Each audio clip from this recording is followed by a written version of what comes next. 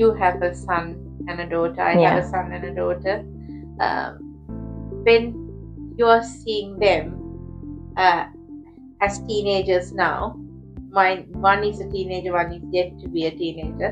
How do you find, like, when we were going to school, how naughty we were comparatively to them?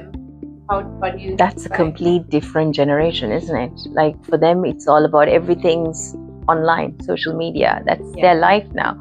Like, they don't have a minute. They're constantly on the phone. They're looking at reels, and that's their life, which is sad. Api young kale, api onela keliyata yanawa, api sellam karnawa. Like, we didn't know about these things. Apita phones tibbe nane, and phone එක යාළුවෙක්ම නැති වෙලාවකට ඉඳලා අපි මොනාරි drawing එකක් කරනවා. Like, නැත්තම් if not, we just on the floor just looking up at the ceiling, that was basically our life, killing our time. But now social media has consumed their entire childhood, which is really sad, and it's influencing in good ways as well as, I would think, a lot bad ways. Yeah. True. Agree. When it comes to parenting, do you have certain rules set for your kids? But they can, of course, we are living in a world where social media is taking over their childhood. What are the rules that you set? And where do you think that you need to draw a line? Where you need to do a bit more? That's a tough one, because I grew up in a very strict household. It's like my parents were so strict. I always wanted to go the opposite way and, just to annoy them. So I had that mindset growing up. But now as an adult, as a mother, I always think like, oh, will my child do the same? Because it's I'm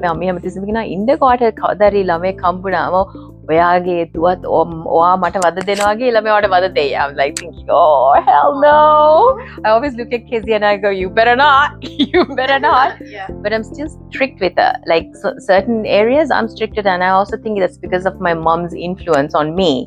But however, like, I think we've grown out of it. Like, our childhood wasn't the same as how our parents lived, right? Yes. They did their best. Right? Yes. But we knew better. That's how I look at it. Yes. We know better. Yes. So I want to be strict with my kids, but at the same time have a certain, like, a friendship. So they know I teach them everything. I always say, okay, this is the right thing. Be careful. We can be friends. Nothing wrong in talking to a boy. Like,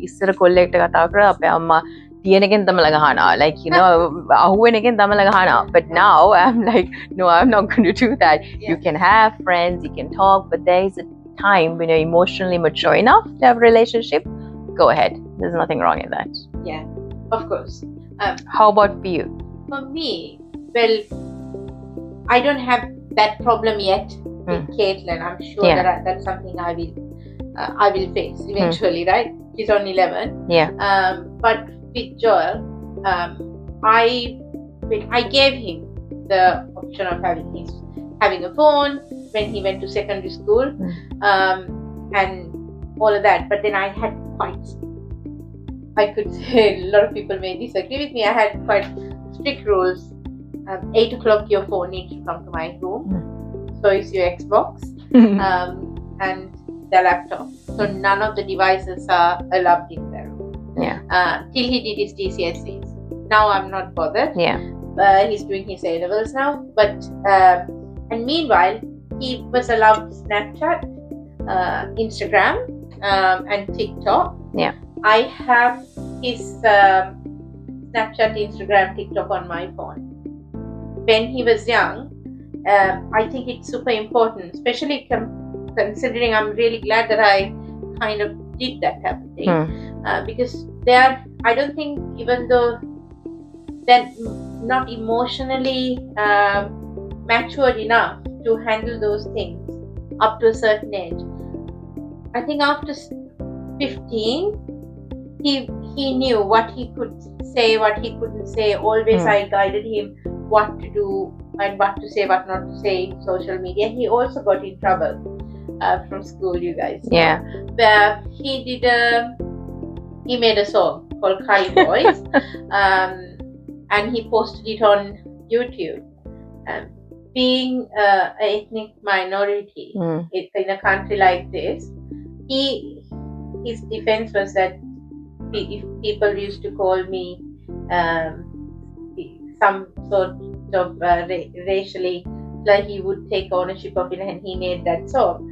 But then eventually when they mature, that's the time when they mature enough, then they realize they can handle it themselves. Until that certain time, you need to guide them. You can't just give a device and say, yes, here you go, this is a new world out there, you deal with it, you do whatever you want. As parents, we need to rein them in for as long as we can. Now, of course, he's 17 and I hope he knows what he's putting out there online or commenting. He's responsible enough. So I don't look at anything as much as before at all, in fact. But earlier I did. And maybe someone might go, oh, you're so intrusive, Mom. But I'd rather be intrusive now than he make a mistake and he has to regret all his life. Yeah. That's how I bring him up. But for Caitlin, I have not given her a phone yet. So what do you think? I agree. With my daughter, like, we trust her. So with my son, bless him. he's really not into any of that, so nothing to worry. But with my daughter, I just occasionally check her phone because it's good to do that. I think that's important as parents, especially because they are not. It is not about trust; it's about emotional maturity, isn't it? They don't know, and they also have to be open enough to trust us. The transparency has to be there, right? Yes. I always tell them, like, we are friends, but it doesn't mean that we're not your parents. There's a big difference. We can never be best friends. I don't believe in that. We can be friends, but of course. We speak to. I mean, Joel's quite close with me. At least that's what I think. He comes and tells me what he does in school, and we work through his workload in school and all of that. But like you said, that you need to have that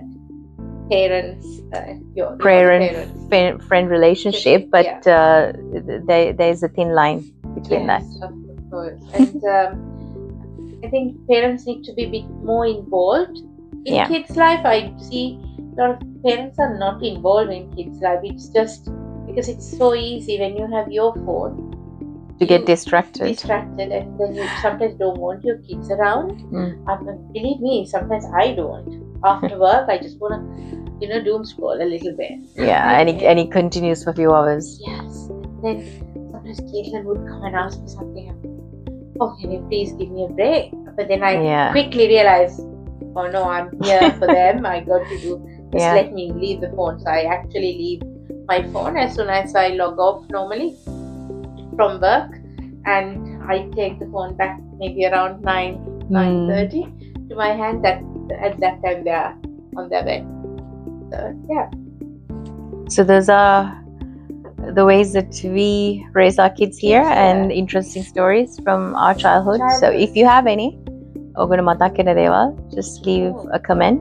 And also අපිට කියන්න ඕගොල්ලෝ කොහොමද ඕගොල්ලන්ගේ ළමයිව දාලා තියෙන parameters මොනවාද, maybe screen times මොනවාද ඒගොල්ලෝ කරන්නේ. And if you're abroad, how you raise your kids compared to how we lived our lives in Sri Lanka. That'll be nice to hear. So that's our podcast for today. And Nirma, what are we going to talk about next week? We have a super interesting topic. Controversial though.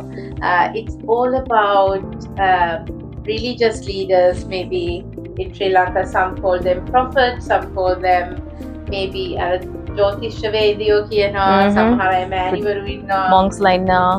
monks ලා ඉන්නවා. මේගොල්ලෝ ගැන තමයි අපි කතා කරන්නේ. කවුද truthful අය, කවුද හොරු? ගොඩක් හොරු තමයි ඉන්නේ, but anyway, it's going to be interesting. We're going to talk about it. Join us next week for another episode of the Nira Niru Show. If you like our show, please like and subscribe. We are on YouTube, Instagram, TikTok, and also Facebook. See you next time.